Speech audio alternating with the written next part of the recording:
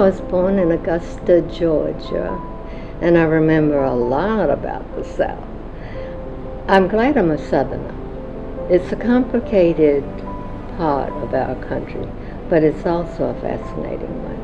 And I've watched it change so much through the years. Augusta was a small Georgia town with a lot of crazy people. And it was an interesting time for me to grow up. I lived in the country at one time with my grandparents, and then I moved into town and went to Catholic schools and lived with my other grandparents. And finished high school there, went to work on the local newspaper, spent a summer with a water ski show, didn't break a bone yet. Came back and was restless and decided to move to Atlanta and become, as they called it then, an airline hostess, where I flew with Delta for 4 years. I married a pilot.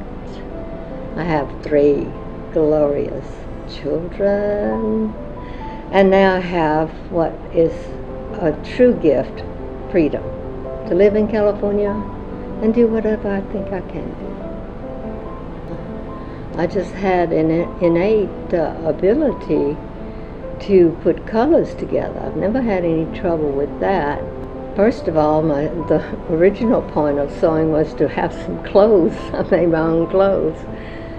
And it just evolved as I moved into different places and met different kinds of people and watched how women react to color. There are some that are not comfortable with it, and that's okay, that's their choice. And but there are others that'll go for anything. So I'm not at all sure how it all came about. It just happened. It was magic. I remember my grandmother gave me her little tiny Singer when I was 13 years old, which was back in the 40s, and I've been sewing ever since. And I may get away from it every now and then, but I'm always drawn back to it. So that must be my magic right there. In the 60s, during the 60s, I had gotten married, and we were in Atlanta. And the civil rights movement was really beginning to take forth. I found it terribly exciting. I remember seeing the young black people picketing at stores that refused to seat them at their lunch counters and so forth, and the awful things that were happening.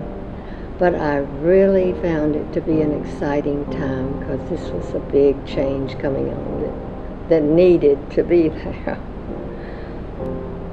When I was in Texas, the Vietnam War was raging. You know, you saw it every night on the TV. All those young lives just, and for what? In the Dallas area I was in, was very conservative politically. I didn't quite fit into that. I was terribly opposed to what was happening and saw it as, for what? But it was a good time in learning about how forming my own opinions and watching others and seeing, this country's so diverse. But it was a lot happening all through those years. The civil rights, the assassinations, the Vietnam War, and it seems like ever since there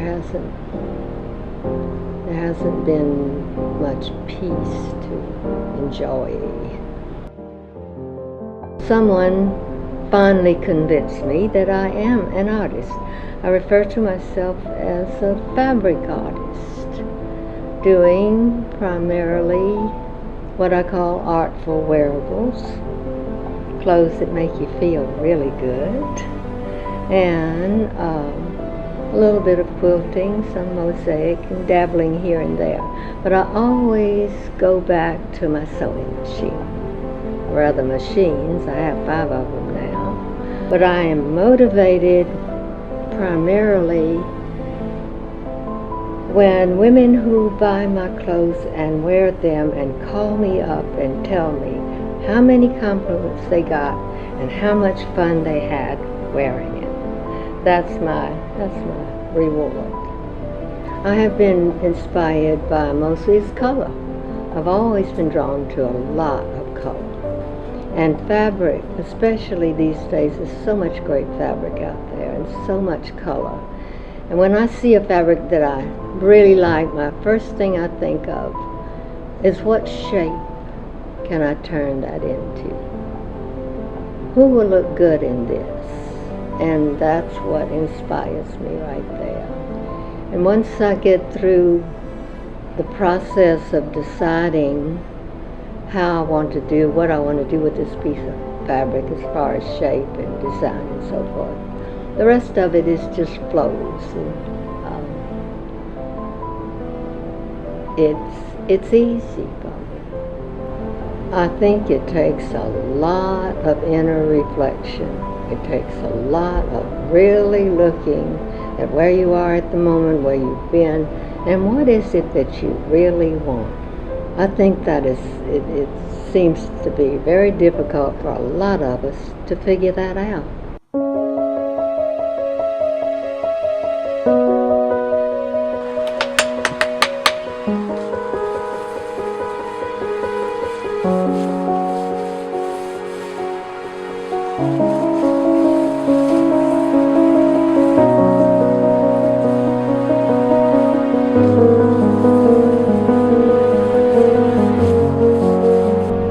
How did I recognize that it was something worthwhile that I was doing? The first chance I got to sell my work in a public venue, a dear friend in Texas invited me to be in her show. I was scared to death. I didn't think anybody would buy anything. Well, I almost sold out. And that's what gave me the courage and the wisdom even to know that what I was doing was worth something. What do we really want? And sometimes circumstances prevent us from doing what we really want. So the challenge there is to figure out, okay, how am I going to live my life as I think I want to live it, as I feel I should do? Because if we don't develop ourselves, what's it all for?